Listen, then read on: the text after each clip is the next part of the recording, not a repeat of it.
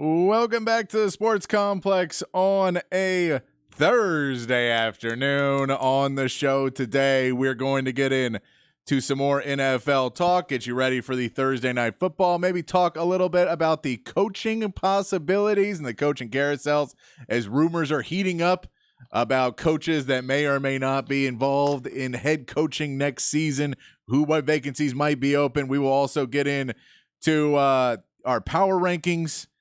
We'll get into some NBA. The suspension for Draymond is now official, but we don't know how long it is. Giannis cares about, he wants his balls, and he wants his ball. No one else's ball, and he's taking it, he's going home. Talk some NBA for you. NCAA, the women's basketball team for Texas wins the game last night. The volleyball team plays tonight, and some more Texas football talk as we get you ready and closer to the Sugar Bowl. All that and more coming up on the show today. And, of course, your text messages, 512-447-3776. 512-447-3776 is the text line number. Join the conversation. Questions, comments, concerns. You guys drive the show. I just try to keep it on the rails. My name is Patrick Davis, and with me across the way, Mr. Jacob Standard, bringing on the hot takes. The hot takes on Survivor last night. He's got it all broken. We're going to break down Survivor in the 7 o'clock hour. 2 hours after we're off, we will have Jacob break down Survivor for everybody could you break down Survivor into full? Are you that into it? I could absolutely give you a full breakdown on Survivor. But yeah, like you said, we'll get to that in the 7 o'clock hour. 7 o'clock. I don't have it ready right now, but I definitely could. I am very into it. I think everybody deserves one trash TV show, reality TV show. That's mine. I don't think I have one. You don't have a single one? No, I don't think so. I really don't like reality television. You don't have a single reality television show? No, I'm sure I did at points in my life, but I don't think there's any. I mean, I don't watch much television anyway. It's just sports, and then you stream the rest of it.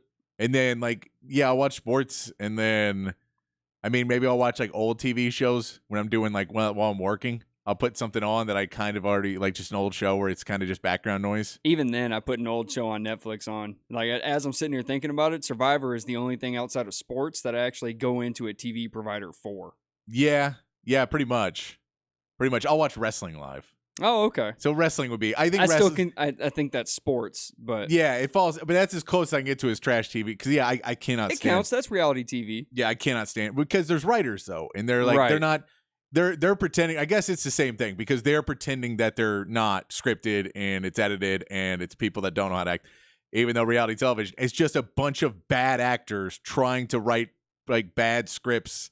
It's just really bad. There's a competitive factor to this one, though. There's not. It's all decided beforehand. It's all fixed. It's okay. It's all.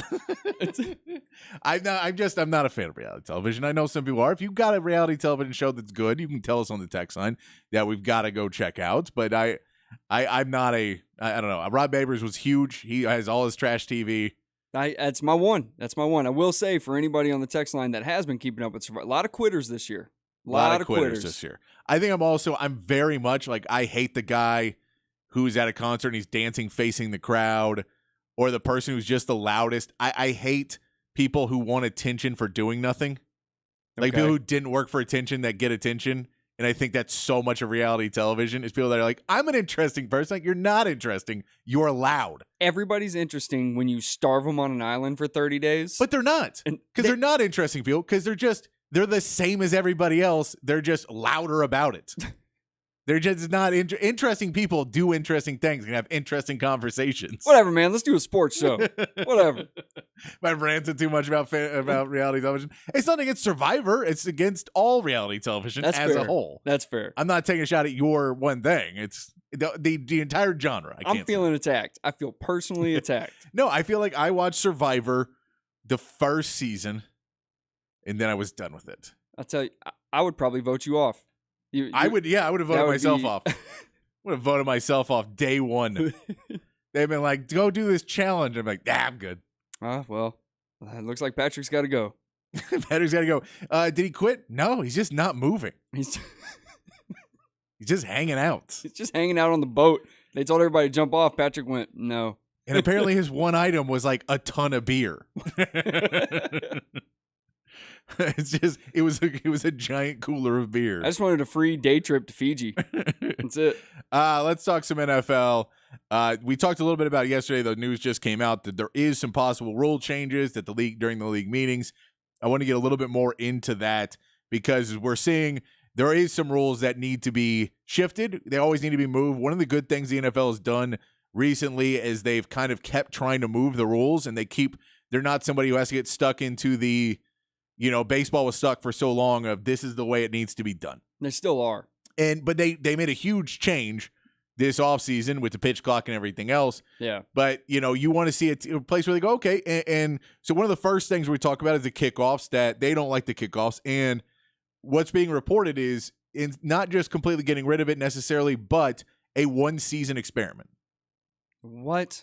So doing something, and they've done this before, where they basically make a new rule and say, well, this is not necessarily steadfast the new rule. So whatever their decision is for kickoffs and onside kicks or wherever else, let's try it for a season. And if it works, it works. And if it doesn't, it doesn't. And they've kind of done that multiple times in the past. Is there something on the kickoffs? Like for me, kickoffs, I'd like to just see them. I don't know if there's another solution other than completely getting rid of them that I'd like to see. That's my biggest beef with them having all these talks about the kickoff is even the fair catch being automatically marked at the 25, even in the field of play, even that's ruining the kickoffs. I mean, there was a stat on there that something like all but 5 teams have had 70% of their kickoffs end in a touchback. But I'm fine with that though.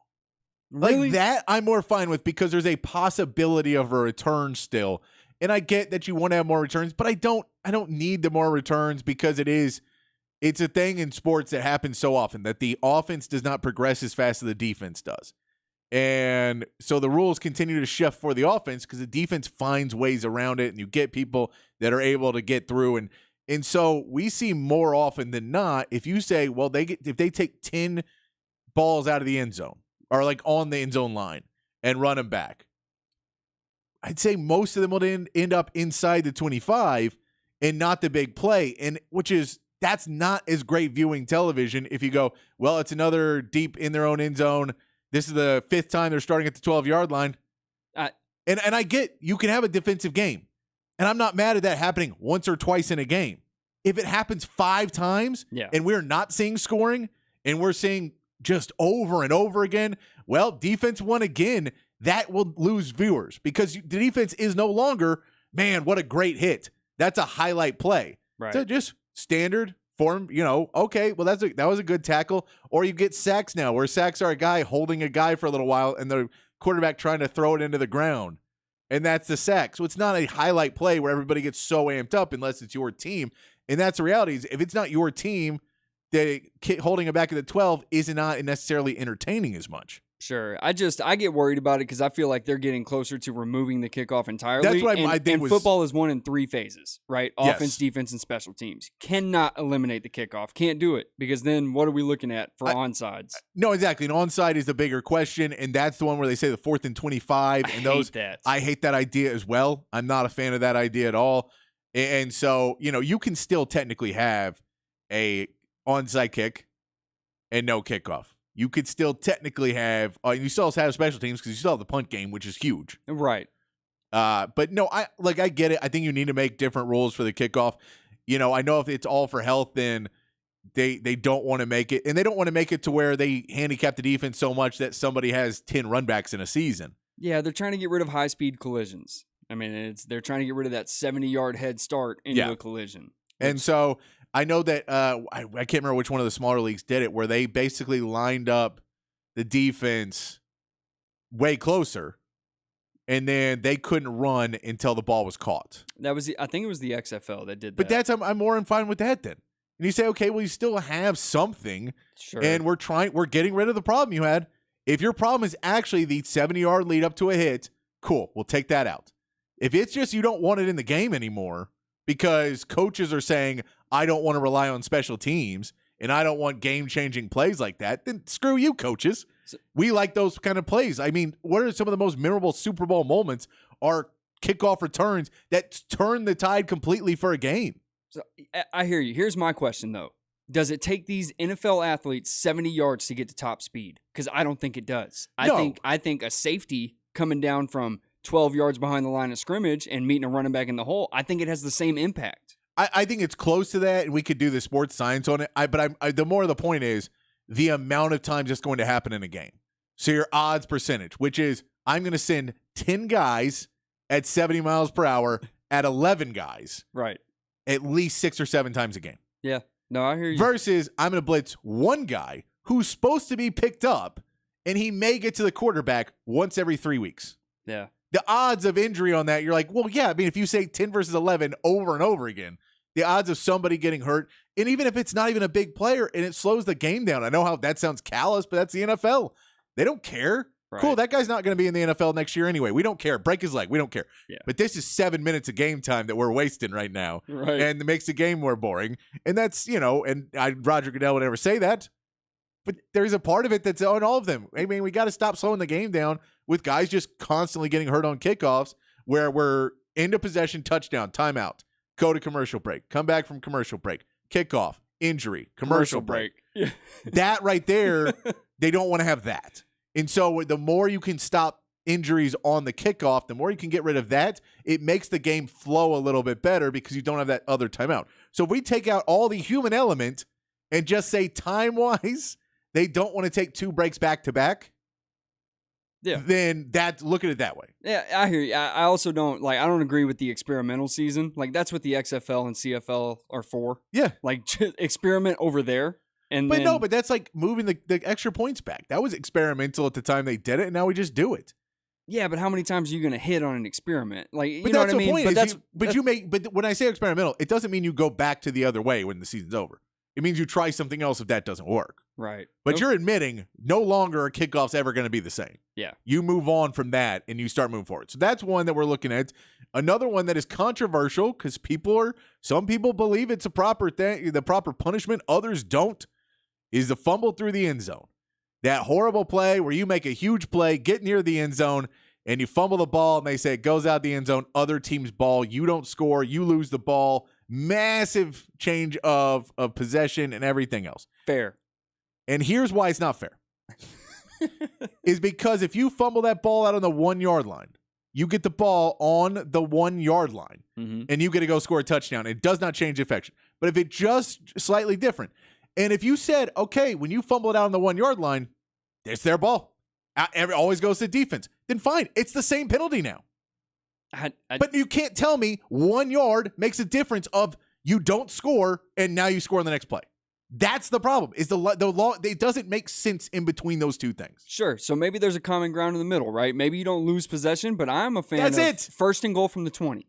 So I'm fine with first and goal. I think the easiest way, and sometimes it'll be a horrible penalty and sometimes it won't. Okay. Is spot of the previous play. To resume to the spot of the previous play.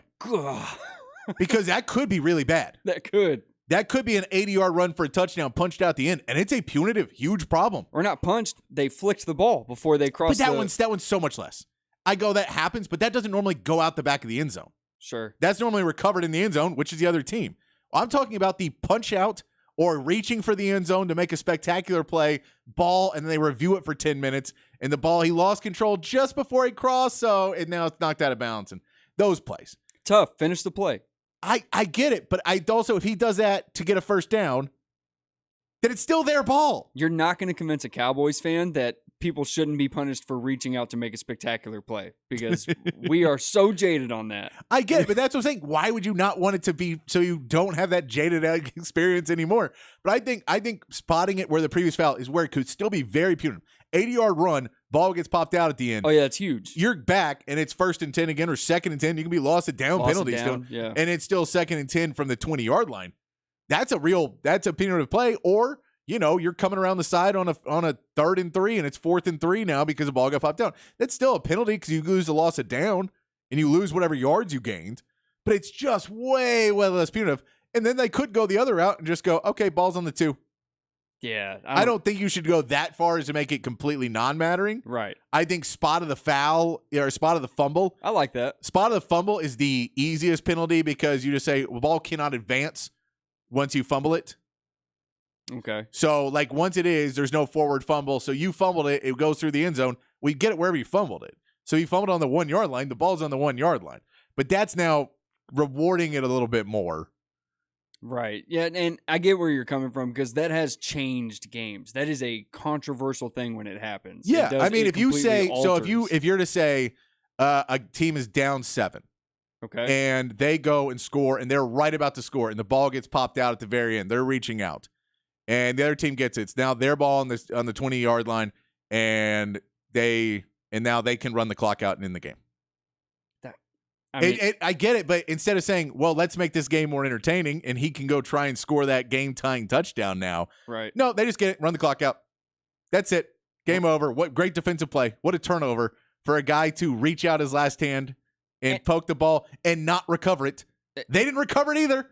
If the defense recovers it, sure, it's their ball. They didn't recover it either. No one recovered it. Why does the defense get the benefit of the doubt in the end zone and nowhere else on the field? That's a fair point.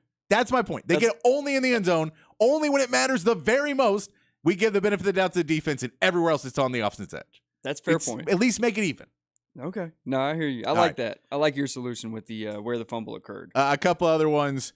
The offsides, the play. I've heard now people have solutions for this, for the Kadarius Toney play. Oh, you mean line up onside? Yes, but there is Peyton Manning's solution. What's that? Stop the play. Stop the play. Oh, yeah. No, it's a dead ball. Yeah. As soon as it is, hey, dead ball foul. Cool. Restart the play. I agree. And that way, that's a really easy change. Yeah. And then it means that you don't have a play like that happens where you get a touchdown. Because then, Patrick Mahomes is pissed. It's 5 yards. Go for it again on third down. Yeah, no, I get it. So he'd still be mad, but it's not nearly as punitive if you take out the touchdown. If you take out the lateral, the catch, and all that, nobody's nearly as upset about it. Yeah, so that's it. Or we can get into the more scientific, easier way of we now have technology to do things and have it marked closer on the field for players to be able to see where the line of scrimmage is, wherever you line up, and it's a clear line for offensive players and defenders. Saying offenders. Can we run a laser? That's what I'm saying. Yeah. Basically, run a laser, and everybody walks up, and we don't have to go because it doesn't make the game better. I get it's a thing, and it's a challenge, and it's something, but we have the technology now. We have the ability. I get old school people are going to hate it, but why would we want to ruin the game with, ooh, we caught him? Oh, I want to chip the football, too, because I don't want to do, like, this referee, his eyesight telling me. Where they spotted. Yeah. And so they can go, well, no, forward progress was stopped here at this moment, and this is exactly where it is. And how many times have you seen the ref throw his hand up to come in and spot the ball, and he's drifting as he's coming to the ball? Houston Cougars fans will tell you that against the Longhorns. They will tell you that. So I like to see that one as well. The tush push, all the rumors are they're not getting rid of it. I don't want to get rid of it. I get people who hate the Eagles want to get rid of it. It's not a competitive advantage if everybody can't do it. And I can tell you right now, as soon as Jason Kelce retires, it will change a lot too then. Oh, yeah. Because they're going to have a worse center underneath, and he will not be able to do exactly what they're able to do now. What if this is really all Jalen Hurts? What if he makes that thing go? I think it's both of them. I think it's Jason Kelce and Jalen Hurts. You have a Hall of Fame center with a extremely powerful legged running back or quarterback. People thought the same about Bill and Tom, and then that split happened. They did. Speaking of that, there are rumors of Bill Belichick that he may be gone, and we've heard these rumors for a while. Like, these rumors have not stopped coming since, middle of the season when things are not going well for the Patriots. They have not gone well for the Patriots since Tom Brady left. Now they're getting worse and worse. That Mac Blake was a guy who was supposed to be the guy, and everyone was pumped and oh, man, we screwed over Kyle Shanahan and the 49ers because they got Trey Lance and Mac Blake's going to be the better quarterback. And now both of them are third stringers currently. So we've gone through all of that. Now Bill Belichick is in the place where we don't know where he really stays with them because they are such a close to the vest organization. There's people who say they're insiders. There's people who said they're reading the room. There's people who say they know that Bill Belichick, the rumor is at least that he will be done at the end of the season, that everybody believes they already want their guy, the linebackers coach, Jared Mayo, to be the next coach for the Patriots. That's the rumor. Oh, he's a long-time Patriot, too. That would work. But that is the rumor, is that he's out. Now you hear another side of that part of the reason the Crafts are not so big on announcing or really playing into those rumors is because they may want compensation for getting rid of Bill Belichick. So they don't want him, but mutually, why don't we part ways and we will trade you and get something from one of these teams? that needs a new coach that may want to Bill Belichick. So we'll be able to do it. Now, you can look on one side that they want to trade him and screw him and put him wherever and they don't care. I don't think that's what Robert Kraft. I don't think there's a way you can take a coach who's done that much for your organization and do that to him. What do you think the market is going to look like for Bill? Do you think teams are interested? Yes. I would say there's a smaller number of teams interested than you think. I think I agree. So I have a list of 12 teams who may be in the market for a new coach at the end of the season. So I have 12 teams. I think it'll be closer to 6 to 8. Okay. And I'll say 6 to 8 with 2 coaches have already been fired. So those ones, I mean, but I can go down the list of these names. And I'm going to rank the positions of how I have them. Okay. Of the most desirable place you'd want to go. And not just for Bill Belichick, but any coach where you look at this and you say, that's the place. I want to go to that team. And I can tell you the first 2 are coaches that may not be fired at the end of this year. Okay. They're both people that have been rumored. There's some dissension, and they have ownership that may want to move on. But they may not. All right. Decision's not been made. All right, let's hear it. One is Buffalo. I like that. You have a lot of talent on that team. You have an organization that's been willing to spend money. Sean McDermott has tried a few things, but it has not worked out. You maybe try and move a new thing, bring a new offensive coach in to work with Josh Allen, and you bring a defensive-minded, good defensive coordinator in to kind of revamp that defense a little bit that Sean McDermott has playing well, but a lot of good talent on that team. And you try and get them, and you think you can win a title in the next 2 or 3 years with that team. Do you think they could possibly get Daboll back to Buffalo to work with Josh? I think Daboll stays in New York. Okay. I think Ashley, in what you see with what Tommy DeVito's been able to do, Yeah. shows you that Daboll can still do things with a quarterback. He's still whispering to the quarterbacks. Yeah. So I don't think he's able to come back, and I don't know if he's the right choice for the job either, because they weren't winning a Super Bowl when they had him and McDermott. No, but Josh was playing a hell of a lot better. He was. Another one is another place that I don't know if they're going to fire them, but the New York Jets. The rumors are that the Jets, because of just how bad they've looked since Aaron Rodgers went down, that this is a team where the owners thought that this team, the owner and general manager thought that this team could compete for a Super Bowl, and they don't look one player away right now. The defense is good, but their offense is garbage. So they may say, Saleh, you're out. We'll get another defensive coach, and we will go get an offensive coach, and we will get somebody in here who can win with Aaron Rodgers, because we don't think you can win a Super Bowl with Aaron Rodgers. So that's the rumors. I don't think the Jets are going to fire Robert Saleh without getting the shot with Aaron Rodgers. I'm not buying it, yeah. But I know that there's the rumors because it could end up where they say, well, we don't like Nathaniel Hackett. We've seen what this is. We also got to look for the future of Aaron Rodgers probably here for one more season, and that's with an Achilles.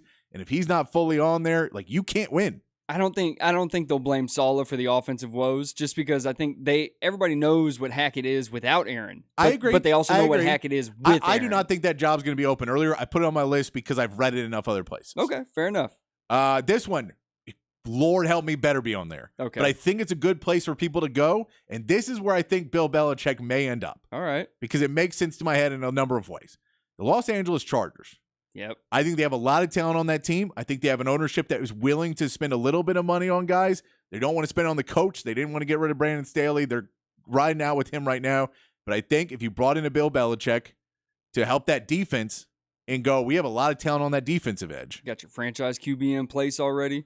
Put those guys in there. Franchise quarterback.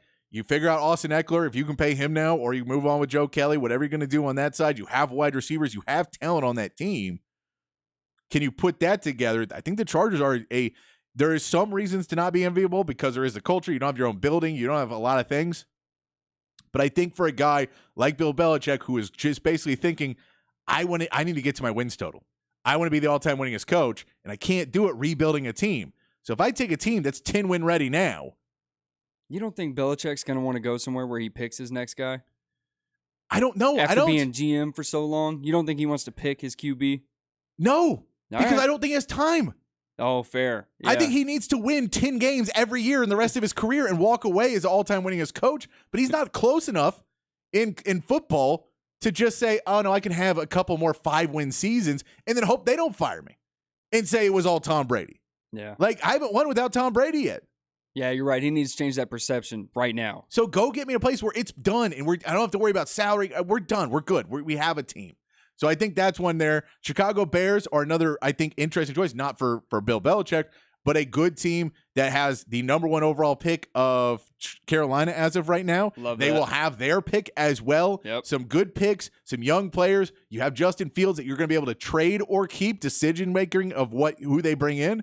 But I think the Chicago Bears are a good team that has a lot of potential if you get in the right person. They're also going to be having a new building built soon. I know that's all being talked about where it's going to be and whatever else, but new building means new facilities, which means it's easier to get players in there.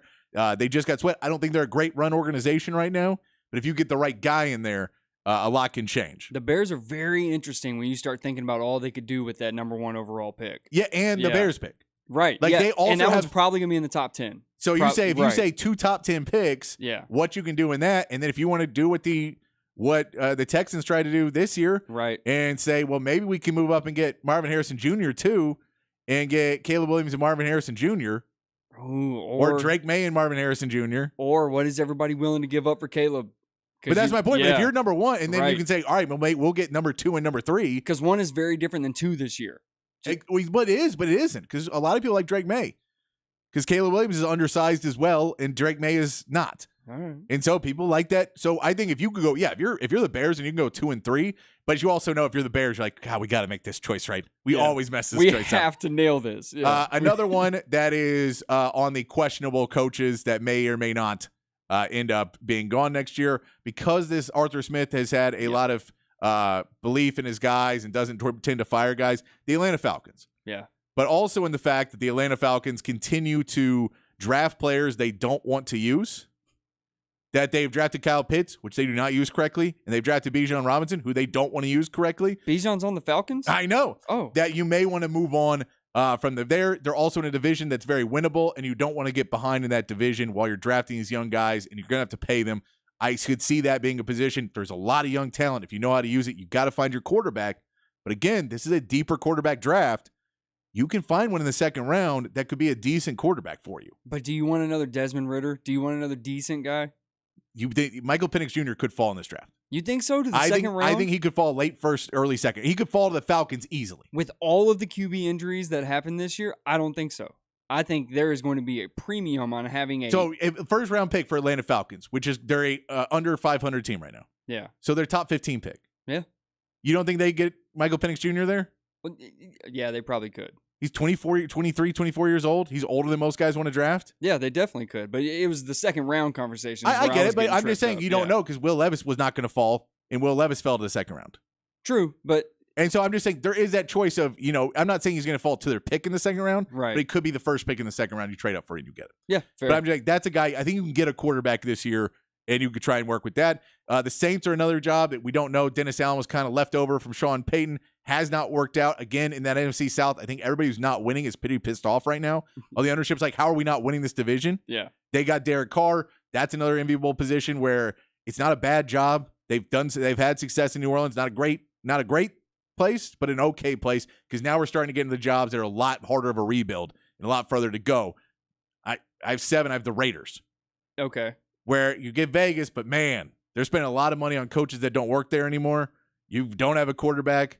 You got to pay your running back or decide what you're going to do with Josh Jacobs. You got Devontae Adams, who may or may not be happy. You end up you go to number 8 in the Washington Commanders.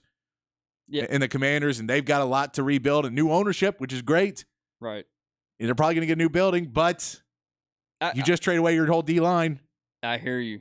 But with the Raiders, they're hiring a new GM at the same time, though. So it could be, it could be a good thing. It could, but also, like you get your guys in there, but also is it enviable if you get your guys in and your whole plan is let's get a 10-year contract and get fired in 2 years?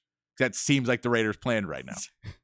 No, that is not envious. No. 9 is I'll put Tampa Bay. Again, NFC South. I think Todd Bowles should get another shot, but he has been on the fire coaches' odds all season long in the top 3.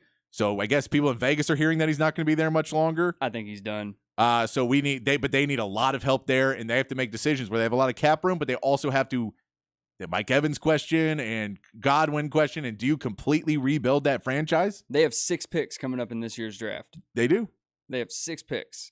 So they can make up a lot of room in a hurry, or at least add some depth. Yeah, but 6 picks. I mean, they 6 high picks, right? Right. Okay. In the first four. Sorry. Okay. Sorry. Yeah. That's important because most teams have 7 That is every important, year. yes. Yeah. Like, in the first four. Yeah. No, they have one less pick than everybody else, so it's important. No, yeah, in the first four. Another one, I don't think they're going to get rid of Vrabel, but if Tennessee Titans move on from Mike Vrabel, that is my number 10 job. Number 11 is the New England Patriots. I don't want that job at all. The expectations and everything that goes on there and having to rebuild it with the expectations that if you're not a Super Bowl contender, you're a failure in New England for probably the next 10 years. Yeah, everything's going to get compared to Bill's best season with Tom. And then number 12, Carolina. That place just seems like an S show right now. And throw in the fact that they have fired 2 coaches in a row in season. That's the one I don't agree with, though. Let's give Bryce Young a year where he doesn't get his head coach fired halfway through. But that's my thing. Can a coach go? If you're a coach, do you want to put your job on the line that with no wide receivers, with a bad O-line, you have the number 1 overall pick quarterback who may be great, but you don't have much of a defense. You don't have any offense. You have Bryce Young and an owner who wants you to win right now. Sure. My question is this. And apparently a terrible culture. And I know we got to get out, but I'll make this quick. If C.J. Stroud wasn't having the year that he's having, would we be highlighting Bryce Young's terrible performance? I don't think Bryce Young's not the problem in this. The rest of the team is a problem. Okay. You're not going to win with 1 starter and 20 bench players. Yeah. Well, and that's what they have. They have a lot of guys who don't need to be on the field. They don't have another wide receiver. They have Adam Thielen. They don't have another wide receiver. This is not Adam Thielen 10 years ago who was a red zone threat, which doesn't matter because you got to get in the red zone first. Can Bryce Young throw it to himself? Bryce Young is not the bad part of this deal. Okay. The bad part of this deal is that Bryce Young looks awful because this team is just not very well built. And so you're going to have to start rebuilding from scratch. Now, look, they showed you in Houston, there's pieces you can start to put this back together. But Houston had no line. Houston was already they kept the same general manager. There's some pieces. I don't know what Carolina has after that trade. Plus, you don't get your draft pick this year. Yeah, that's a tough one. That's why it's number 12 on my list. That's why it's not enviable, because you don't know if you're keeping the job. You don't have your number 1 pick. Yeah. You're the worst team in the league without a number 1 overall pick. You don't have any players. You have Bryce Young, and hopefully he's good, but you don't even know that. Yeah, that's a good point. Yeah, never mind. I'll move that one below the Patriots. Yeah. So that's my 12th job. Those are the ones. I don't think even all of those will be open, but, and maybe there'll be another surprise. Maybe somebody who's really good just decides to move on, or someone retires. Who knows? And you think 4 or 5 of those will be interested in Bill if he is available? Yes. Cool. I think they'll at least be interested. Yeah. And then it's a question of what do you have to give They'll up. make the call. Yeah. All right, we got to take a break. We're behind it right now, but we'll get back to it. We're going to talk some NBA on the other side, and more of your text line, 512-447. You know what? I'll give you the big fat poll of the day on the other side, too, because we got to take this break. We come back here on the Sports Complex in the Horn 1019, AM 1260, the Horn app, and hornfm.com.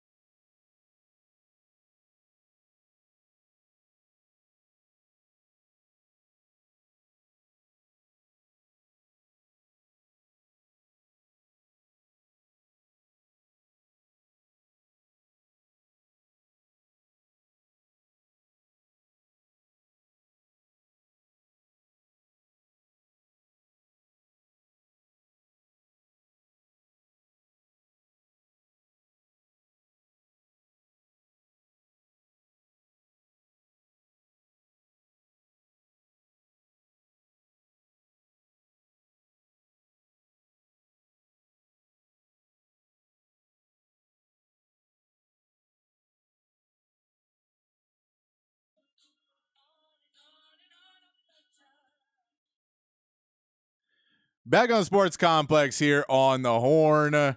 Keeping it rolling here. Going to talk some NBA. We're going to get to Patrick's Big Fat Poll today, but we are playing music all week from Jelly's 11th annual Christmas Jam. It's happening tonight at 3:10 at ACL Live. Tickets still available, so come out and join us. There's a few tickets still available. This is Curtis Lee, going to be part of that jam, singing, one of the best singers in town. Always a great show.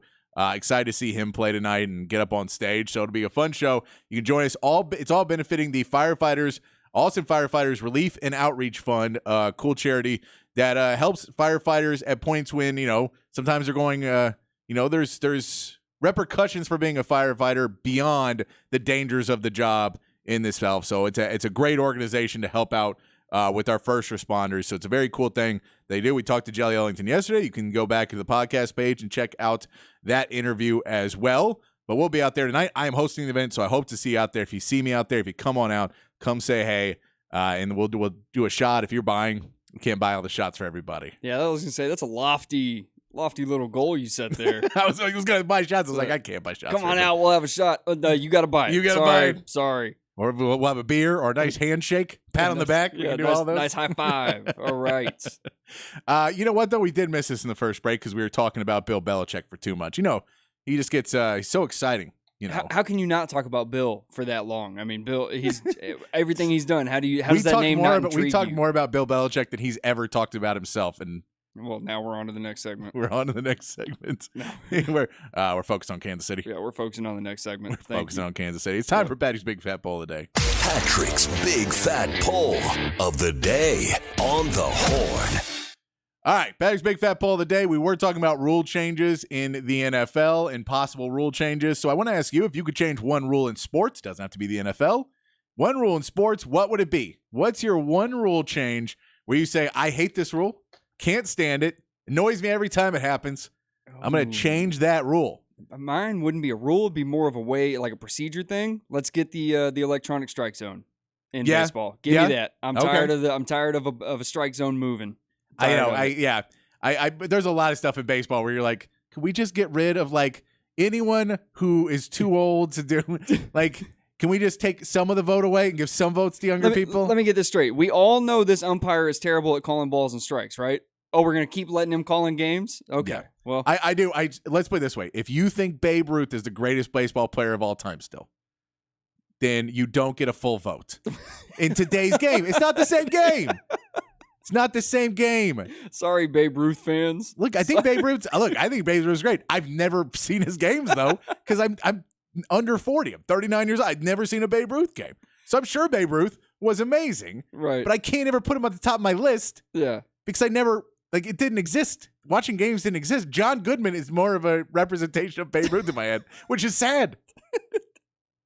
I don't know. I got to find the right way to phrase that. But the rules just seem like they get antiquated and everybody gets stuck in it wasn't done this way. And we're like, yeah, I know. And that's why people don't want to watch it anymore. Yeah, I get it, guys. But we're progressing here. We're progressing. All right. Talk a little NBA before we get back to the text line. Draymond Green, they announced his suspension after flailing wildly at Jurčić, that he is suspended indefinitely. Adam Silver has talked to Draymond Green and Ron Paul, or not Ron Paul, his agent. I can't think of his name. It's LeBron's agent too. Oh, now I just forgot it. It's something Paul, right? Maybe. I don't know. I can't think of it off the top of my head. Too many names in my head. Too many names.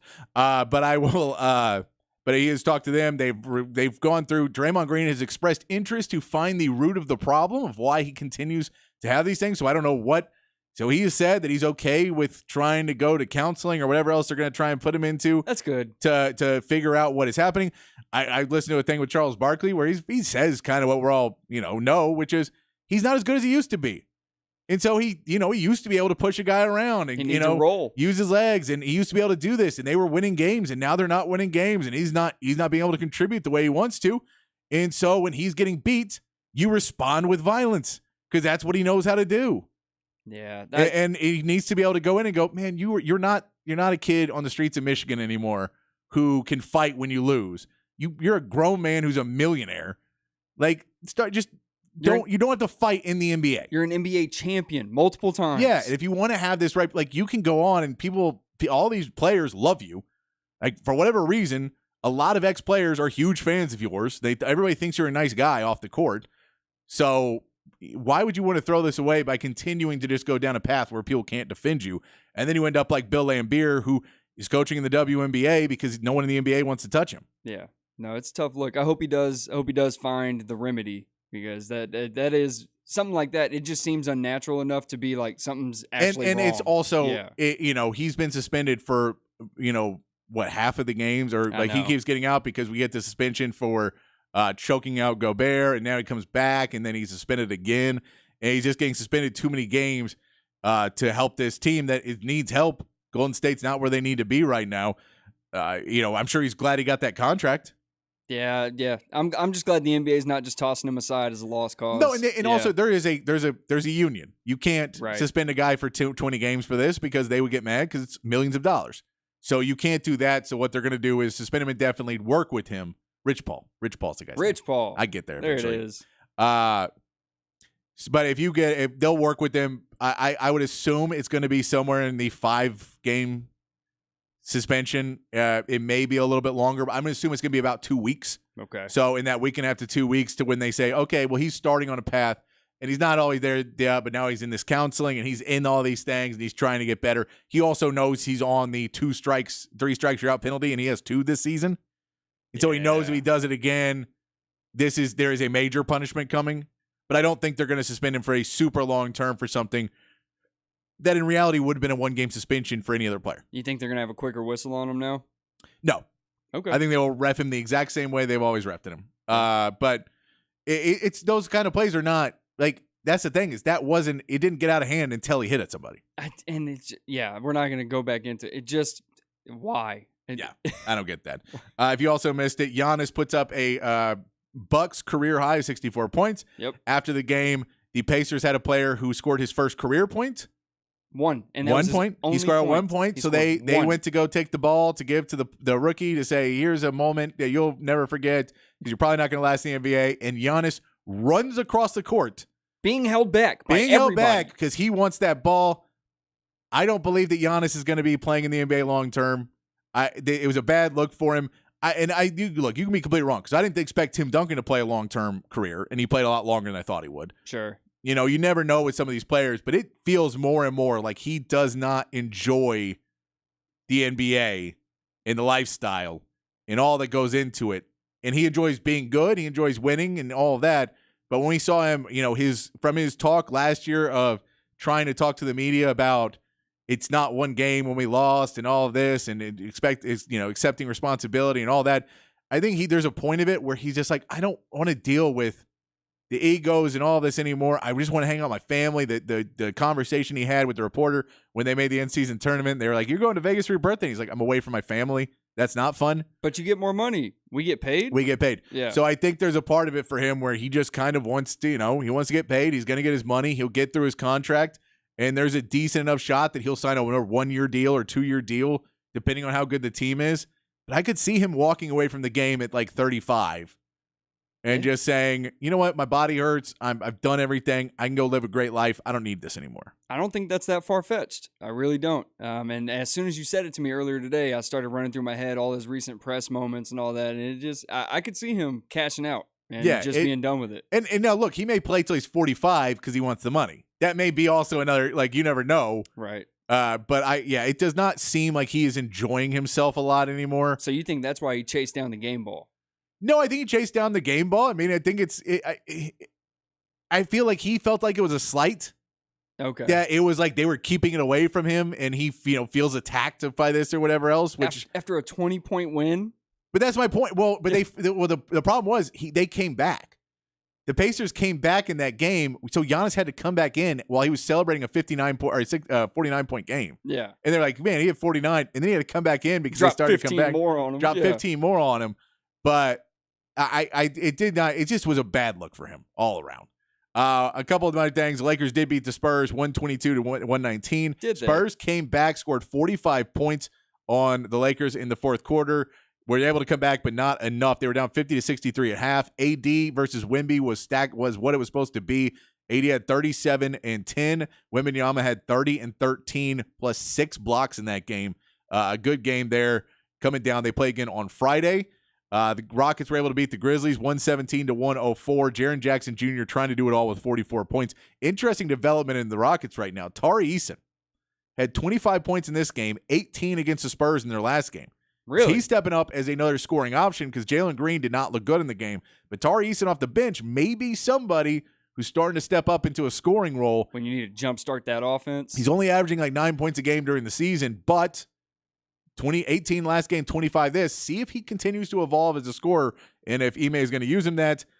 Tonight, we do see the Mavericks in action. They are 1.5-point favorites against the Timberwolves. I do have the Timberwolves winning this game. It's the third game in 4 days for the Mavs, who are kind of beat up. We know that Luka is getting hurt more and more, and the T-Wolves are third in 3-point defense. I think they're going to be able to play Luka pretty tough on that line, get his shooting percentage that's going down in these 3 into 4 games. I think the Mavericks will be fine, but they're beat up and playing 3 out of 4 days. Yeah, give me the Timberwolves. With no Kyrie Irving and that doing. That's Anthony tough. Edwards should be returning in this game as well. So that's the reason. It's nothing against the Mavs. I think the Mavs are the best team in Texas right now, hands down. They're playing really good basketball, but the scheduling is not good for them right now to go up against a team that I think will just be able to score a little bit more, and you're going to see a lot of missed shots. I wouldn't say hands down. The Rockets are pretty interesting, but we'll follow it. Yeah. All right. Let's take a quick break. We will come back. We will get into some of your text messages. Poll of the day. You could change one rule in sports. What would it be? We'll get into that and whatever else you want to talk about here on the Sports Complex and Horn 1019 AM 1260, the Horn app, and hornfm.com.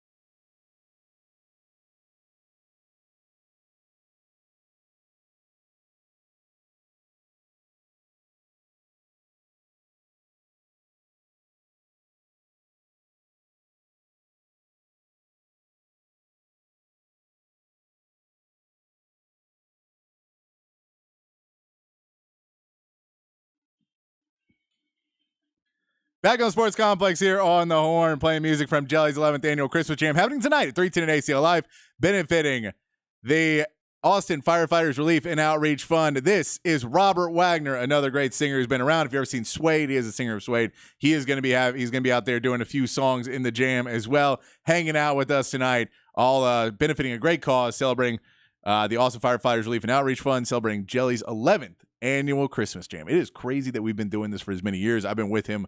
I was helping his band out many years ago, and we started we talked about doing something. He took it off and has been doing it for years. So it's an awesome thing that he's doing. I hope to see you out there tonight at 310 at ACL Live. All right, let's get to the text line. I want to mention, so we're going to get into this in the 6th because we don't have enough time to get into it now. But we do have what I'm guessing is an umpire referee that has texted in and asked a bunch of questions. I want to read all this. I want to go with you. I want to talk to you about it. But I don't want to do it right now. So I just let you know, we're getting to you in the 5 o'clock. Sorry, 5 o'clock. I can't wait. I still say 6 is hour 2. I'm still in but 5 o'clock hour. So when we come back out of this break, we'll get into it and get on. I do want to get to the text line, though. We do have, who is Matt Blake? Mac Jones, you mean? Yeah, I may have said the name wrong. A couple times, like 3 or 4 times. That is, It's one of those days. It's one of those days. Yeah, I knew what you meant. Yeah, it's been a long day. If anybody else needs to know, it's been a long day. It'll be a long night. Well, I hope you don't mispronounce any artist names tonight. I've done it once before. I did it, and I did it to one of my best friends who was playing. Oh. And I said everyone else's names, people I did not met that night. Nailed it. Hit every one of them, and then my friend I got wrong. And afterwards, I was like, how did I get your name wrong? I'm Patrick Davis, and this is this guy.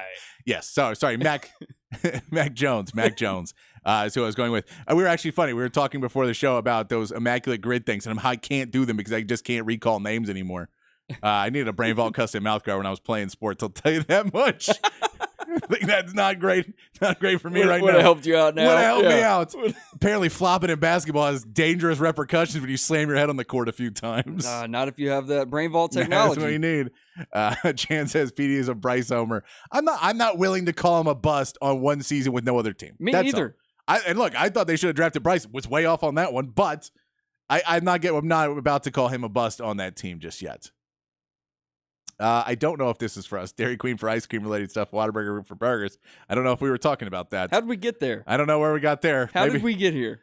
It's probably a Rich Eisen question. Yeah, it might have been a Rich Eisen question. We get the Chargers on there. Hits on quarterback. Oh, yes. Hits on quarterback. Definitely. Yes. You changed that rule? Oh, yeah. Yeah. The whole landing on him with your body weight, I would get that out of there. And this is about Popcorn Man about Draymond Green. Said it earlier. Golden State is partly responsible for this. They fed this attitude and play style so they can win rings. Now they aren't winning. It's a problem. I agree with you. That's fair. That's fair. I've heard this conversation come up a lot, and there is part of it. And there's a lot of those teams, and normally they don't give them this next contract, and they cut them loose. And for whatever reason, they gave him another contract, and normally they cut that guy loose, and it's their fault, and they put him in the league. I mean, Dennis Rodman kind of got pushed around, and everyone just kind of went, okay, well, like they turned him into it in Detroit, doing Bad Boys, and used him up, never gave him a spotlight, and then sent him out in the rest of the league. So it happens. He turned out all right. I think he did all right. No, I know, but I'm just saying. But I mean, he's won a bunch of rings too. But that was the first part of Dennis Rodman's career where he was leading in rebounds and all this other stuff.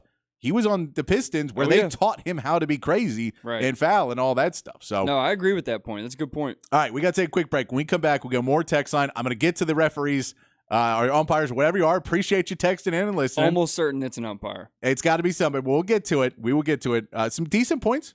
Good. But we'll respond. We come back here on the Sports Complex in the Horn 1019. Also, college football news. Women's basketball played last night. Volleyball plays tonight. We'll get into more Texas talk. We come back here in the 5 o'clock hour here on the Sports Complex in the Horn 1019, AM 1260, the Horn app, and hornfm.com.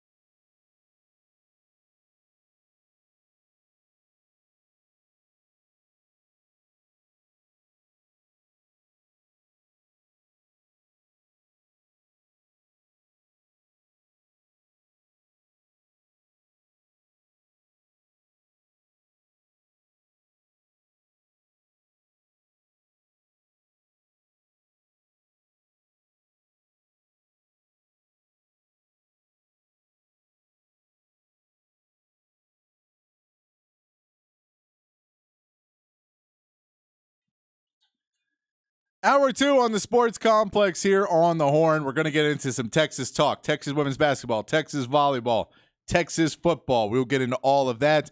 Maybe get into another award that we talked about. Maybe we'll get into that if we have time. I don't know if we'll have time. More hardware? More hardware. We'll get into all of that. And, of course, your text messages. We're going to try and keep catching back up with along in that first segment, so we're trying to catch back up. We're going to keep doing it. 512-447-3776, big fat poll of the day today. We were asking if you could change any rule in sports. You could change one rule, though. What one rule would you change? Why would you change it? What would you change it to if you want to put all that in there? 512-447-3776. Locksmith Ryan would say flopping in soccer is ridiculous. I've seen a player during stoppage time get carried off the field, and before they started to play again, the player ran back on the field. Yeah, that is the flopping. It's not even flopping, because I feel like flopping and faking injuries are two separate things. Yeah, I would agree. Because the flop is, hey, I'm trying to get a foul called, and I'm like, a lot of times flopping too is you're trying to still hit a shot, but you're trying to control your body in a way, and it just looks really bad because you're trying to control it while you're trying to throw one other hand in the air, and you're right. And so I get it. But it's, yeah, when you're now on the ground faking an injury to try and get a guy thrown out or, get a yellow card so that you can have a statistical advantage in the game by cheating, then it becomes even much worse. So you go flopping, I get it's in the moment. You get hit, you make a split-second decision, fly in the air. Sure. Who doesn't? But then when you get on the ground, you go, no, I need to back you out of me. And then you peek for the ref, and then you see him get your attention, and you go, oh, man, then, my back. And they put some sunscreen on you, and you get up and run back out. Yeah. No, terrible. Some compressed air. I'm with you. I'm with you that if you lay down on the ground, and I'm in soccer, like, I'm the, 10-count boxing for soccer. Okay. Yeah, if you can't get up in 10 count, you're out. Done. Substitute them. Oh, let's make it a show, too. Let's get them out there in their face and give them the countdown. You get 10 seconds, man. 10 seconds. You're either in or you're substitute out, and you can't come back in, man. Yeah, clock's running, dude. We got to go. Get 10 up. seconds. Get up. 10 seconds. Count you down. And if you want to limp around, fine. You can make the decision later, but you're not going to pretend, but then you're a statistical disadvantage because you're faking an injury. Yeah, after 10 seconds, we're getting you off the field. And if you say, no, I'm down for the count, I'm actually hurt, cool, you're substitute out. Yeah. You don't know, you no longer get to make the, well, we'll see if he can come back. No. Decision's made for you. We've given you too much rope, and you have hung yourselves with it. You're done with it. I'm with you, Locksmith Ryan. I still probably wouldn't watch much of it, but I'd watch more. Tell you what, I'll guarantee you this. I will watch the World Cup as long as USA is not eliminated. I'll watch that much soccer. Giannis said he wanted the ball for Damian Lillard because he passed Korver on the all-time three-point list. I could believe that. And there's plenty of reasons. Dude, Giannis is just passionate about his balls. He loves his balls, man. That's it. Yeah. He wanted it back. He wanted it back. No, look, the whole thing was a bad look, and then the fact he thought that they still didn't give it to him. Well, you're talking about the comments afterwards? The comments that he goes, I don't know if that's the ball. And you're like, who? First of all, who cares? It's like a kid. You take the toy away, and then you give it back to them. They're like, I don't know if it's the same one. Yeah. I don't. And you're like, who cares even? Just say it is. The certificate of authenticity would say it's yours. It's the thing. How would you even tell? I don't know. Are you really gonna? Do you have a house that's big enough to put that ball? I used my fingernail to make a certain mark on the ball. I knew which one it was, and this isn't it. All right, I'm gonna get back to the officiating one in just a second. I got you still ready to go. If you're still listening, you may have turned off. Keep hanging them on the hook there. Scarlett says our 2024 schedule looks tough and exciting, and we got Kobe. Yes, Scarlett, we are going to talk a little bit more about recruiting in just a second, and also we're going to play the schedule game tomorrow. Go through and talk about all those games tomorrow on the show. I may or may not have a voice to do it, but we're going to talk about all those games tomorrow. We're going to tell you what we think Texas's record will be at the end of the regular season this year. Undefeated. Oh. I don't want to blow it too much, but undefeated. Okay. Yeah, no spoilers. No spoilers, but I don't expect Texas to lose until 2035, 2036, somewhere in that range. Also, these a year out are in concrete. These are set in stone. We don't know who's on most of these teams. Take away holding penalties in football. It wouldn't change the game that much more. They already hold every play anyway. It only ruins offenses. That's not true because holding can be defensive as well. It can be. I get what you're saying. This seems more like I don't like that they don't call holding all the time. And it's a weird, if they could specify the rule a little bit more. Because I actually like the way they do it because they wait to see if it impacts the play. Exactly. And I'm more okay with that. It just sometimes they don't call it and sometimes they do. And it becomes annoying because you feel like it could impact the play.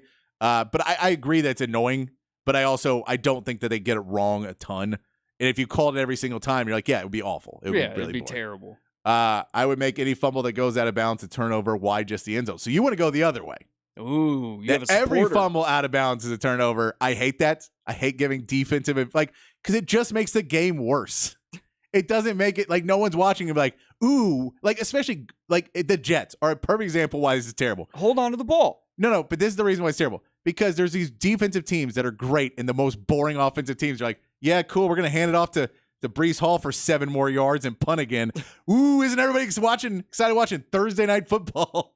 Yeah, and plus if you did that, you'd have a whole bunch of defensive players swatting at the ball, trying to push it out of bounds like you see the quarterback do in the end zone. Exactly, yeah. Hitting into a divot in the fairway should be a free drop. Okay, I see that. Is that not? I don't know. I guess it's not. No. I don't know enough about. I'm not. Oh, yeah, I bet they're talking about professional golf. I was more thinking like when I go play golf with my friends. No, when I play golf, it's you get at least 2 kicks on everything. And too many timeouts in basketball. Give them 3 per half, like the NFL. I think you need a few more than that, probably. 3 per half. That seems a little low. I could say you could get more 30-second timeouts, or maybe make a harsher penalty for hack-a-shack. I don't know how you'd enforce that, but. Because I'm sure what they're worried about is slowing the game down at the end of halves. Yeah. No, I get that it does slow it down. But, yeah, I think just making them 30-second timeouts, you know, it makes it a little bit quicker where you're like, okay, we get to regroup. We get to take the ball out of bounds. We get to do this.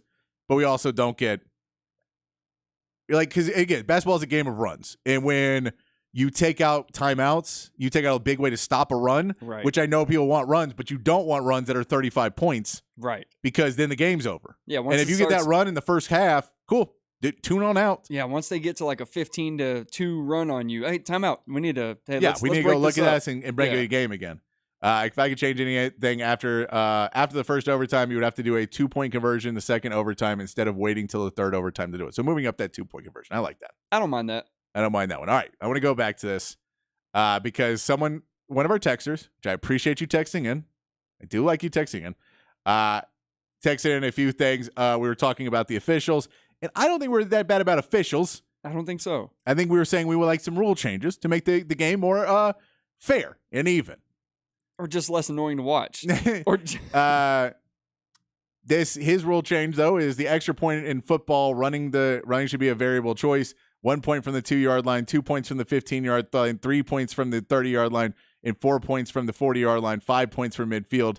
Kicking the ball, it should be 1 point from the 32 points from the 50, and 3 points from beyond the 65. So basically, you can decide longer field goals to get more points for extra points, and you can do try and go 5 points from 50 and play one play to get the ball down. See, I don't like this because that's in the nature of keeping teams that are out of the game already. They're trying to keep them alive, right? Give them a shot. Yeah, and I think that there's too much of there will be like the trick plays on a 50-yard line just kind of delays a game when you're down by 35 points and like, well, we got to go for 5 again.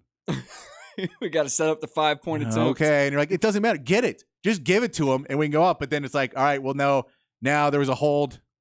Now it's 4th and somebody lined up offsides. Yeah, now we got to do it again. Yeah. So I think that you know, I appreciate the thought. I will say I appreciate that you thought it out. You're trying. I appreciate, and I do. There's effort there. I'm a fan of heading for the right solution. Right. And then this is where we start to get off a little bit. If you're going to take the umpire out of balls and strikes, why not just take them out altogether? Let the players call their own balls and strikes and safe and out. Let's see how that works if they're so good. Okay. I'm not saying they shouldn't be able to call safe and out.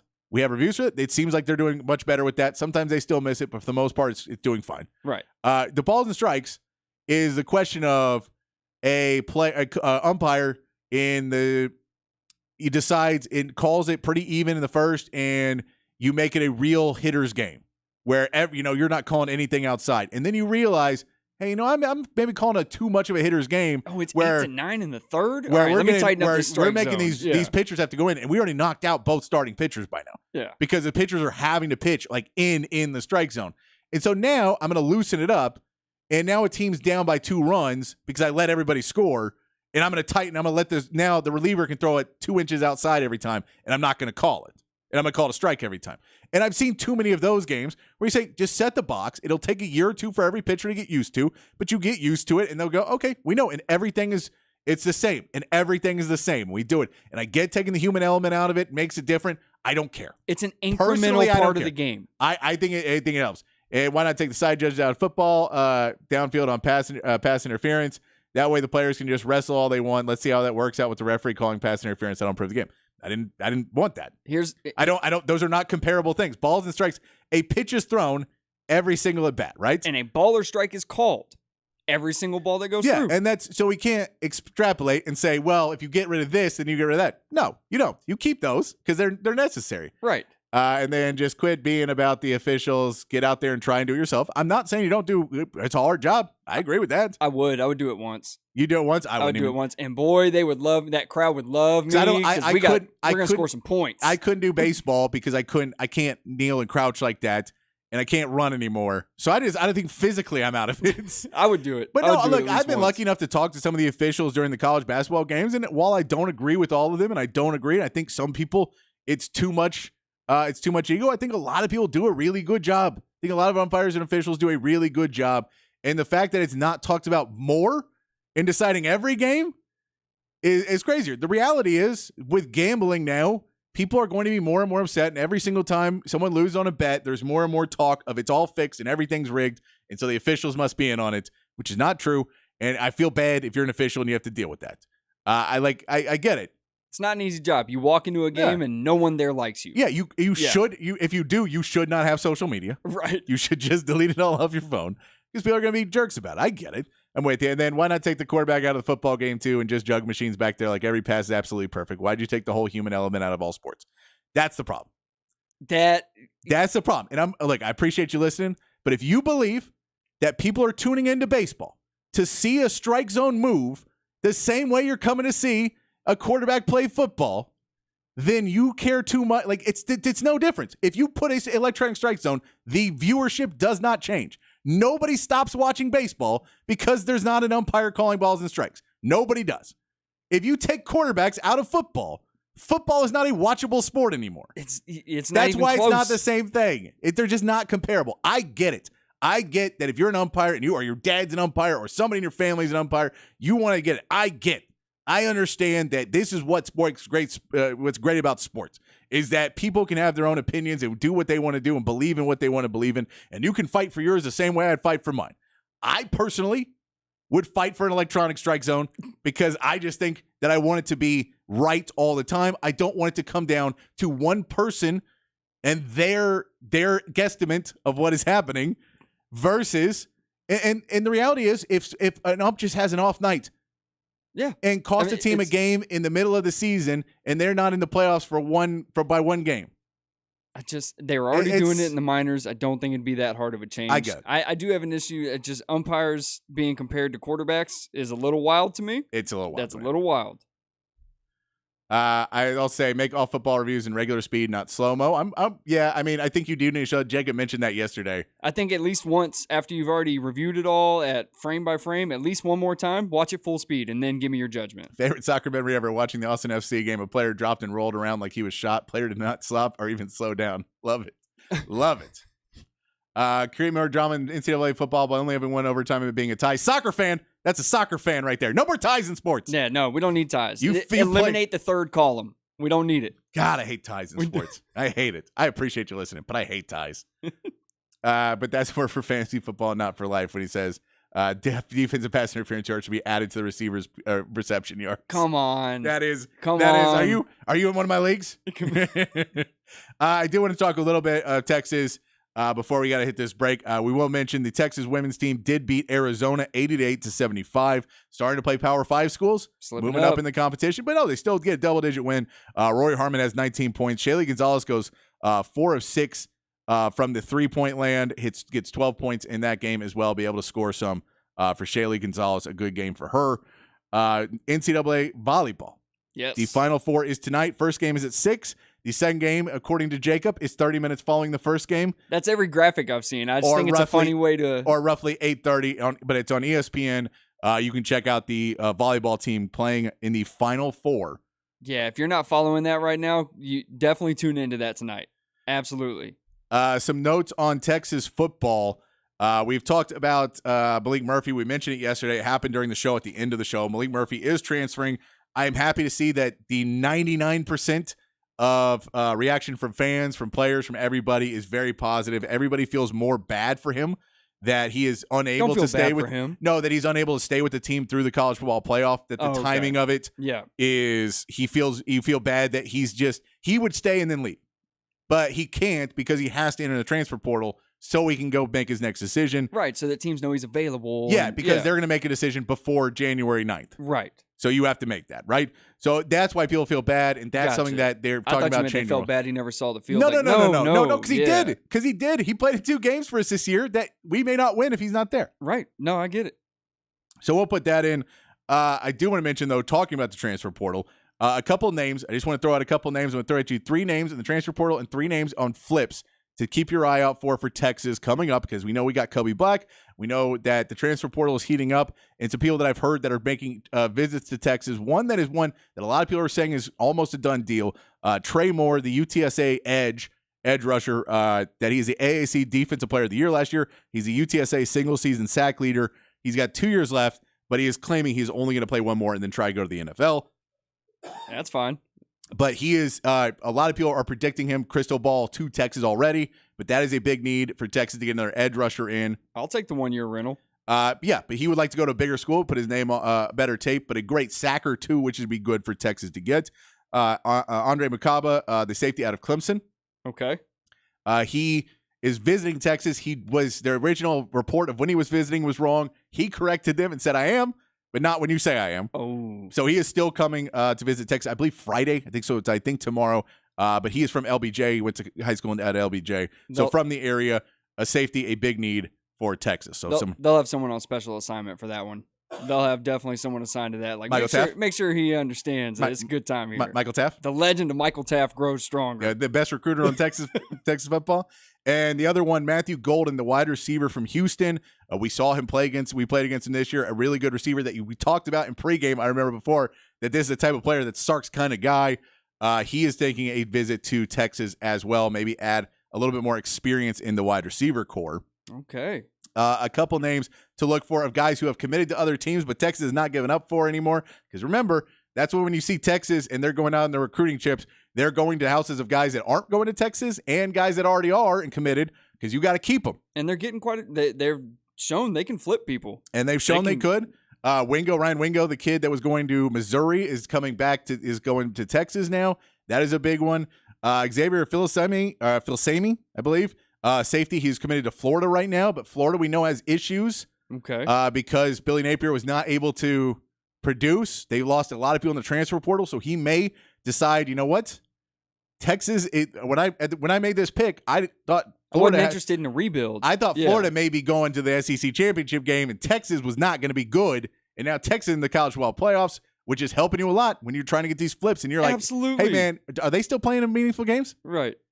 Terrence Hibbler, the defensive lineman out of Mississippi State, is another one that we've seen his name come up a number of times.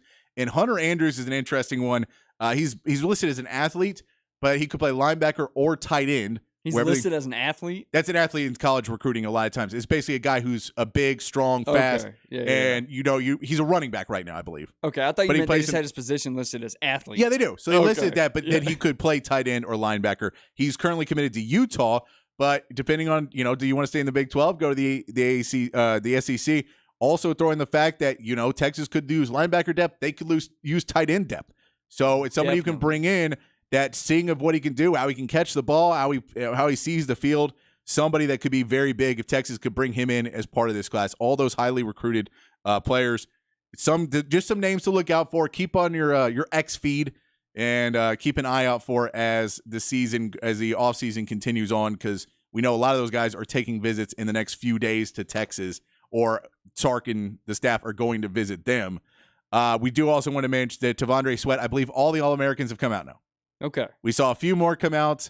Same kind of guys were on them, but T'Vondre Sweat has now officially a unanimous All-American. Woo! Which means he was a first-team All-American for every single pick. every single place. He deserves it. You think someone like Walter Nolan might see that, and Texas might have an in there, big interior D lineman from he A&M? might. I haven't seen his name as much as already visiting Texas, so that's why he wasn't mentioned. I think there's some guys that still could be on that list, but it depends. Walter Nolan, and I don't want to say him specifically, but I think there's some guys too that Texas may reach out to, and if the first question back is what's your NIL, they may not reach out too much further. Yeah, and that's more a shot at the Aggies than Walter Nolan, but I think that there is going to be some of those guys that we see as fans and say that's a guy we would love to have. Man, he's really good. He's so highly recruited.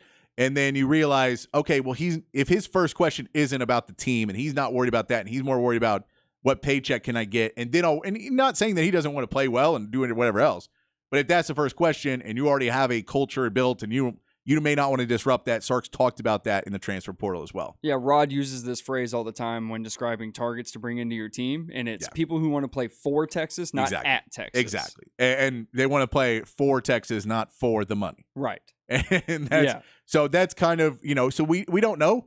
And I'll fully say, because I don't want to put his name into it. It's more a shot at A&M. Oh yeah, definitely. That's why I want him so bad. It's a shot at Nolan, but we just don't know. So if you hear the name tomorrow and they say he's visiting Texas, well, great, because Sark believes that he's there for the right reason. I'm just saying, we had 2 All-American interior D linemen, Nolan. I know. Just saying. And we still don't know. We still haven't heard any talk of who's going and who's coming back. We'll know more of that probably in January. Yeah. But yeah, it's a lot to look forward for Texas fans. I do want to get into a story. We got to get into it before the end of this week. About the Disney Spirit Award. Oh, boy. Just because I thought it was hilarious when I was watching the award show on Saturday of this week, and we've pushed it off all week, so we've been having so much fun talking. And, I want to get to this, and we'll get to finish up your text messages, move on. But I want to have some fun because we're all getting ready to go out and enjoy a night supporting the Austin Firefighters Relief and Outreach Fund down there at 310 at ACL Live. We'll tell you some more information about that. I'll tell you about something funny about the Disney Spirit Award that I noticed, kind of a problem I have with the speech before he was given the award. We'll get that one. We'll talk about all that, and we'll get to the rest of your text messages when we come back here on the Sports Complex in the Horn 1019, AM 1260, the Horn app, and hornfm.com.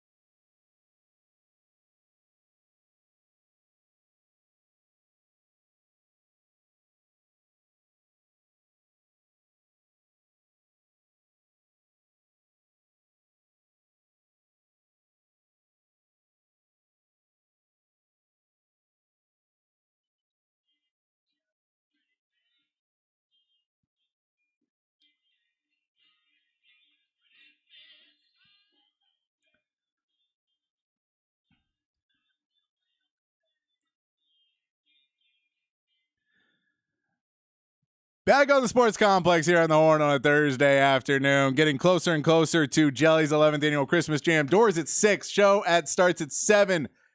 3 bands and then a huge jam, all benefiting the Austin Firefighters Relief and Outreach Fund. Going to be part of the jam right here. Eric Tesmer saying, I could have timed that better if I tried. Man, that was awesome. So hopefully I will see you tonight at the show. I will be hosting it. I'll be the MC. But at Jelly's 11th annual Christmas Jam, it is always a really good time. So many of Austin's best musicians are going to be joined together, benefiting our first responders. It's a really fun time. 3:10 at ACL Live tonight. I'm headed out right after the show to go down there. I'll be there all night long. So come say hey. If you're looking for something to do on a Thursday night, maybe get your holiday started, your vacation started, maybe just your weekend started, whatever you want to do, come say hey. And the show's over by midnight. Yeah, you're not going to be out late. You're not going to be out all night. Yeah. That's plenty of time. That's some Eric Tesmer for you there.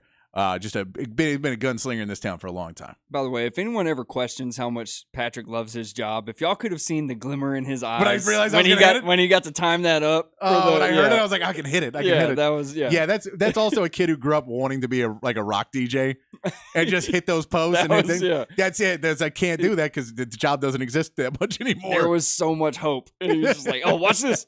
Oh, yeah. It was great. I do love you guys. Got you guys on the text line, 512-447-3776. We get a couple more rule changes. We get a GoPro on college football players. I'm for that. I like that. Maybe not a GoPro. It's a little bulky. Maybe we find an easier way to do that, but I like that. College basketball possession arrow. I'm with you on that one. Jump balls I'm okay with. The possession arrow, I get it speeds up the game, but it can be frustrating at times. Oh, really? It can be frustrating at times. We also get, I think it's pronounced Phil Samay, but I could be wrong. That's just what the other pods say. Look, I'm with you. I'm with you too. I read a lot of this stuff. I don't always hear it, so I try not to listen to too much of stuff because you try and get information, but you also want to steal people's takes. So everybody writing articles now about recruiting and all that. Yeah. If y'all could just give us the dictionary version of their names too, phonetic? where it breaks it down Every single time? Every single time. Every single time. Yeah. And CPAL, we were talking about what about the NIL and players specifically mentioning it. You asked what can coaches say about NIL? They can't really say a ton, but what they can do is if they reach out and they pick up the phone and he calls whoever, and the conversation is, hey, so what are you looking for in a program? And the first thing he says is, well, I need to know how much my NIL check's going to be. Then the coach can respond, well, we can't really talk about what that is. We can tell you we earn it on the field here. And, I can tell you that other players have done well enough. You can see that people are not transferring out of our program at that rate. But if that's the main concern, then we may not be the best fit. Yeah, that's and so the numbers are not discussed. But if it's the first thing or one of those things, and that happens, I get it. And that's fine. If you want to go, like if you're in this and you want to get paid and you're literally just trying to bide time till you get to the pros because you don't care, you didn't want to go to college in the first place. If that's your MO, yeah, that's fine. I have no problem with you. There is no other way to get to the NFL other than through college football, really. Right. So I understand that if you want to get there and that's your path and that's what you want to do since a kid, then you're just trying to take in this inconvenience. Then why not want to get paid while you're there and try and get to the NFL? It's not how I would be, but I'm also not a insanely gifted and talented player who's worked really hard to get there. I've never experienced that. Yeah. So I can't tell you. This is my favorite one so far. College QBs have speakers in their helmets. Yeah, the radio. Because it's the most obvious. Yeah, that one, 100%. Phil Samee. Am I saying Phil Samee? Is it Phil Samee? I don't know. Okay, this is what I'm talking about. You know what? I'll talk to my people before we go in. We were doing the show, but I'll talk to some people before I mention his name again. And hopefully we'll be mentioning him as a Longhorn, or else I'm not going to learn the name at all. Or else you'll keep pronouncing it the way you did. Yeah. Yeah. I'll just keep pronouncing it wrong. I did finally learn Wiangalele. Oh, did you? I finally learned that one. Okay. So we're good on that one. It still kind of slurs all together for me. But and then I'll give a shout out. Thank you for working through my comments on officiating. I appreciate you guys giving it good thought. You missed a couple of my points, but overall is always a great show. I appreciate you, man, being a good sport, playing along. We don't have to agree. Sports. Right. And, I hopefully we'll all be enjoying the game whenever we're playing it, or Saturday or yeah, and it's no Friday, problem. It's no problem to go through all of your comments. If you're going to put the extra effort, we'll put the extra effort. Yeah, and I'll tell you this. Hey, I do appreciate someone who has other solutions. Right. Than someone who just, I always call it old man yelling at clouds. Okay. Is when I refer to it. You don't have to be an old man, but I always refer to it as old man yelling at clouds logic, where it's just people who stare there and go, the transfer portal sucks. And you go, okay, well, what do you want to do about it? And they go, What are you yelling at clouds for, man? They're gonna be clouds. You Right. So if you don't have solutions, not forward progress. But I appreciate you listening. I really do. It's very cool to text in. I thought you may have tuned out. I may have tuned out if it was me. So I appreciate you. We thought you're a better man than me. Yeah. I do want to tell you the story that the Disney Spirit Award was given out this Saturday, and it was one of the awards while I was waiting for the Outland Trophy to be given out. And you're kind of seeing who everybody win, but really I'm watching it for the Outland Trophy. And you weren't super interested in this one? I didn't know this one existed. I did not know this one existed, but they give it, and then they have to give the whole speech because Disney, of course, owns ESPN, who's doing the award show. So they give the whole thing about how the trophy's crafted, and it's meant for inspiration. And, oh my gosh! And it's for this, and it's kind of where they're like, well, it's kind of a made up thing that we did, and we don't really have we just kind of want the coolest story. So it's really kind of what's the most inspirational, coolest story we heard in college football. I just wanted to remind people that ESPN is under Disney. So last year it was Iowa. It was the Iowa fan base. Okay. For the wave they do to the hospital. Oh, the Children's Hospital. Yeah, The entire fan base won the award last year. They apparently made awards for every single one. Really? No. Oh. They sent you a piece of paper. That's less fantastic. They didn't do that. They just gave you an award and then kept it. And it's probably at Iowa. It's probably at the Iowa football program. But this year, they gave the award to Brian Dooley, who is the starting right tackle for Eastern Michigan. Okay. He got the award for giving up his scholarship to starting left tackle Nick Conti. Good for him. Here's the problem with this, is because they put together the package, because all of it's really nice, and it's talking about Nick Conti. He's working odd jobs, and his mom's sick, and he's just having a hard time. And he's 4 years, he has paid for his own tuition because he just wanted to play football, and he's worked his way up to be the projected starting left tackle going into the season. He's going to be the starting left tackle for this Eastern Michigan team, and everybody's looking at it, and that's great. But he's like, man, I got to hit the transfer portal. He's like, someone's going to pay, like someone will pay for my college, and I can get it. I just can't. I want to keep playing. But you got to help me out. Yeah. And you could tell too, he's like transfer portal. He's like, please just give me a scholarship, man. Just 1 year, man. It's my 5th year, last year of eligibility. Let me get a scholarship. Don't make me go somewhere else. I don't want to. I've been here, man. We're all friends. We're all family. And so this happens, and then the right tackle says, well, that's stupid. I don't want to lose to my friend, and this guy is good. I'm lucky enough in what I've been able to do. Maybe he has NIL, maybe he has parents, whatever it was. He's like, I will give up mine for my last year to give it to you so that we can keep our family together. And this is all a great story, except for the fact they show the coach telling him, and you know how there's those great moments where the coach gets to say you're on scholarship and the whole team freaks out? Oh, yeah. Michael Taft got one. And those moments are great every year when it happens. They're so fun. They're so cool to watch. Well, this moment, they show it, and the head coach walks in, and he's like, guys, we go out there, and every year we only get 85 scholarships. 85. It's all they give me is 85 scholarships. 85. And every year I ask them, give me 86, please, Lord, 86. But no, 85 is all they give me. And I wish I had more. I wish I had 100. I'd do it, but they gave me 85, and I just don't have enough. So I can't give anybody a scholarship, but someone can. And then the player gives a scholarship over. And it's a real delayed. Like normally they say you're on scholarship and the whole place cheers. This was more of like everyone's like, is this what's happening? Are you serious? Are we supposed to cheer now? Like I feel like, so it's a whole weird thing. But the problem is 85 scholarships. And you can't get your left tackle? Starting left tackle. Been with the team 4 years, a 1 year scholarship. Who do you have on this scholarship on this team that a starting left tackle? You're like, sorry. I can't. We have 22 starters, and then I got 16 kickers that I got to keep on this roster, all on full scholarship. You can't. You're starting left tackle. How are my water boys supposed to eat? How? Look, man. Look, they need the college education. You got a job. You gonna take care of your mom? She'll be dead soon. Who cares? We just what a horrible. So your starting left tackle is the 86th best player on your roster at best. At best. Well, no, most deserving of a scholarship. No, he's clearly better. Yeah. But it was the craziest thing to see this guy be like, isn't it great, man? Isn't it just great that I can be a bad coach and just really mismanage a program? And my right tackle will save me. And they still put me on TV? What an 85 scholarships. Starting left tackle. Can't get him a scholarship. If I just had 86. It's not like, I would have got if he goes, look, we're Eastern Michigan. We can afford 40, man. Most programs have 85. We can only afford 40. Yeah. I would go, okay, he's got 40 and he's trying to get young guys in and he can't. That would make me, I would understand that. You smaller program and you're fighting the man, but you're not fighting. You are the man. You're the man. You're the man who came into the office and said, look, I know that Tommy has been here doing all of our work and covering for all of us for the last 6 years. 6 years he's been covering for us. But we gave out bonuses and I only have $5 million. And there's 5 executives. I'm going to give them $100,000? No, thank you. 6-figure bonus. What a loser. Tommy, you got it. No bonus. If one of the executives wants to give it to him, they can. If one of the executives wants to give you $15 after this so you can pay for half of your Uber ride home from the office party, by the way, drink tickets, we're not giving you more than drink tickets. That's this coach. It's a horrible, horrible moment in the show where you saw this, and it was one of those moments that always gets me where I'm trying to watch something uplifting and you see the part of it where you're like, wait a minute, you're the bad guy in this story. Why are we leaving you out of this story? I have a question. Do you think his backup was on scholarship?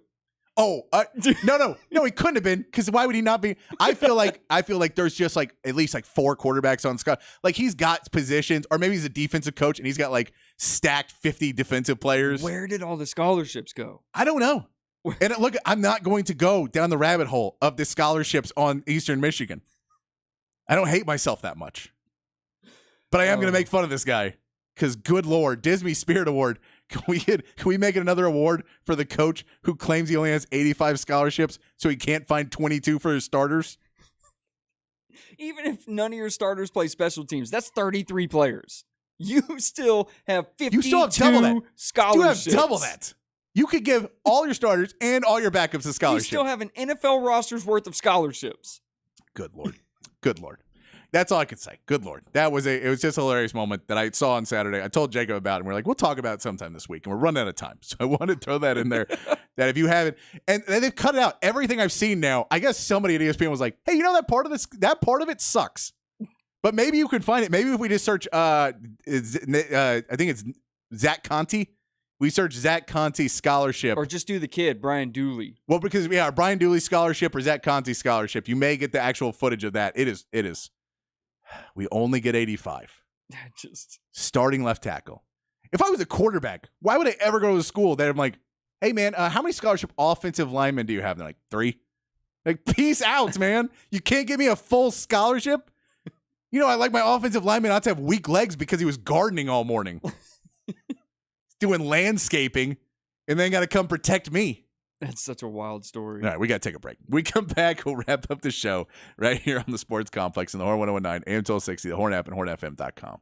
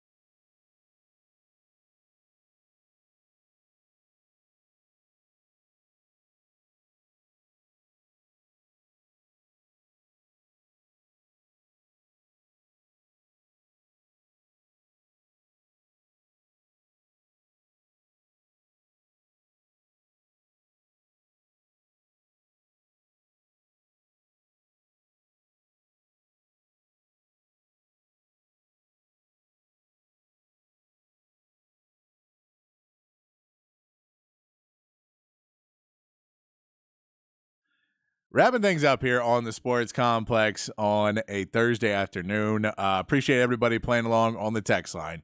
We'll be back tomorrow to do some more. Until then, also remember tonight, Jelly's 11th annual Christmas Jam. You still got time. Doors are opening in about 8 minutes. The first band will go on at 7. Tomar and the FC, the Past Lives is the first band. They're going on at 7. Tomar and the FC is going on at 8. Jelly Ellington at 9. The Jam will be at 10 o'clock. So just nonstop action for you. We're going to see a ton of Austin's best musicians come together, playing some originals, playing some jam songs, playing some covers you may know. It's going to be a ton of fun tonight out there, all benefiting the Austin Firefighters Relief and Outreach Fund. I will be emceeing, and it's going to be a ton of fun if you want to come out and join us at 3:10 at ACL Live tonight. And then hopefully tomorrow I'll still have a voice. I tend to take a few drinks and then get a little loud. And then, the sound guy's constantly looking at me, and I have my mic, and I'm just yelling into it, and then I hope you don't have a voice tomorrow. I hope you don't, because guess what? I'm the captain if that happens. I'm the captain now. I'm the captain now. And we're doing a 2-hour history lesson on why the Cowboys are and always have been the best franchise in sports. It's fake news. Fake news. But yeah, it's going to be, tomorrow we'll go through the schedule for Texas for 2024.